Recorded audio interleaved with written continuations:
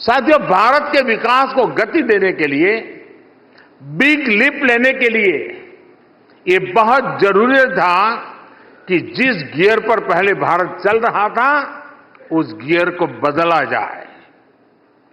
पहले ही सरकारों में भारत किस तरह रिवर्स गियर में था, मैं आपको कुछ उदाहरण देता हूं।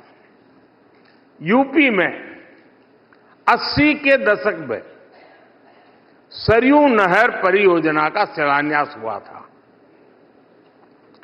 ये परियोजना 4 दशक तक अटकी रही। 2014 में सरकार बनने के बाद हमने इस परियोजना को तेजी से पूरा किया।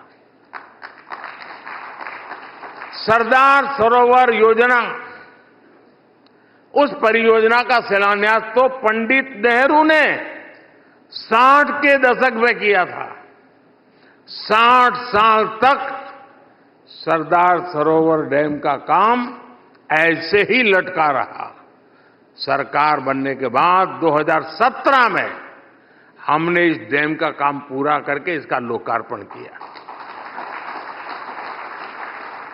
महाराष्ट्र की कृष्णा कोयना परियोजना भी 80 के दशक में प्रारंभ हुई थी। साल 2014 तक ये भी ऐसे ही लटकी हुई थी। इस डैम का काम भी हमारी ही सरकार ने पूरा करवाया।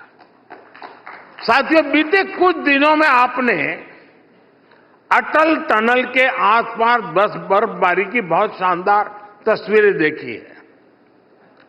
अटल टनल का शिलान्यास हुआ था 2002 में।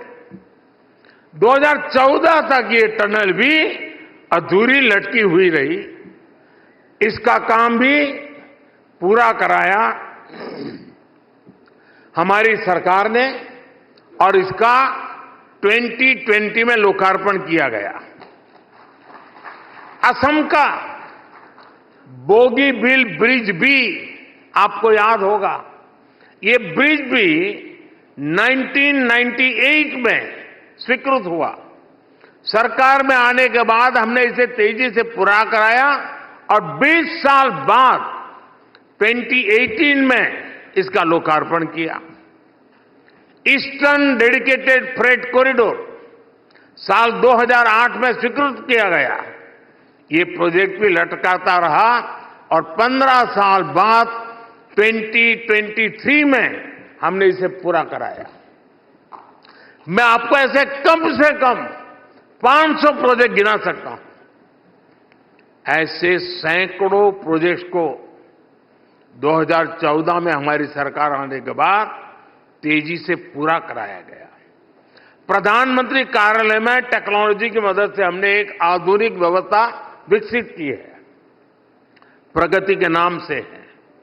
हर महीने मैं खुद एक एक प्रोजेक्ट की फाइल लेकर बैठता हूं, सारा डेटा लेकर बैठता हूं, दशकों से अटके हुए प्रोजेक्ट की समीक्षा करता हूं और मेरे सामने ऑनलाइन सभी राज्यों के मुख्य सचिव और भारत सरकार के सभी सचिव पूरा समय मेरे सामने होते हैं। एक एक चीज का वहां एनालिसिस होता है।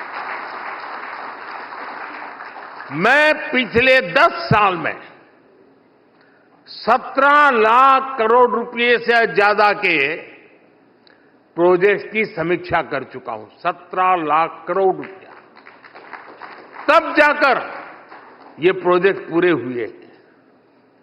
आप मुझे बताइए, जिस देश में पहले की सरकारें उस स्पीड से काम करती रही हो तो देश बिग लीप कैसे ले पाता।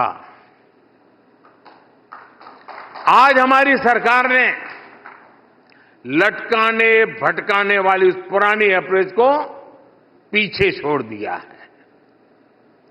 मैं आपको हमारी सरकार के कुछ उदाहरण दूंगा। मुंबई का अटल सेतु देश का सबसे बड़ा ब्रिज, सी ब्रिज, इसका शिलान्यास साल 2016 में हुआ। हमने कुछ सप्ताह पहले इसका लोकार्पण भी कर दिया। संसद की नई बिल्डिंग, इसका शिलान्यास साल 2020 में किया, पिछले ही साल इसका लोकार्पण हो गया।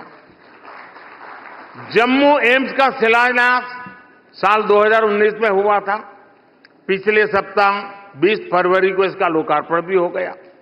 राजकोट एम्स का शिलान्यास 2020 में हुआ था, अभी कल ही इसका भी लोकार्पण हो गया। इसी तरह आईआईएम संबलपुर का शिलान्यास साल 2021 में हुआ और साल 2024 में लोकार्पण हो गया। त्रिची एयरपोर्ट के नए टर्मिनल का शिलान्यास 2019 में हुआ और कुछ सप्ताह पहले इसका लोकार्पण भी हुआ। आईआईटी भिलाई का शिलान्यास साल 2018 में हुआ और कुछ दिन पहले हमने इसका भी लोकार्पण कर दिया। गोवा के नए एयरपोर्ट का शिलान्यास 2016 में हुआ और 2022 में इसका लोकार्पण भी हो गया। लक्षद्वीप तक समुद्र के नीचे ऑप्टिकल फाइबर बिछाना बहुत चैलेंजिंग माना जाता था। इस काम को हमने 2020 में शुरू करवाया और कुछ सप्ताह पहले इसे पूरा भी कर दिया। बनारस की बनास डेयरी का शिलान्यास साल 2021 में हुआ और कुछ दिन पहले इसका लोकार्पण हुआ। कल ही आपने द्वारका में सुदर्शन सेतु की शानदार तस्वीर देखी है। हिंदुस्तान का सबसे लंबा केबल ब्रिज देश की शान बढ़ा रहा है। इसका भी शिलान्यास हमारी सरकार ने साल 2017 में किया था। मैं जो मोदी की गारंटी की बात करता हूं ना, उसका एक पहलू ये भी है।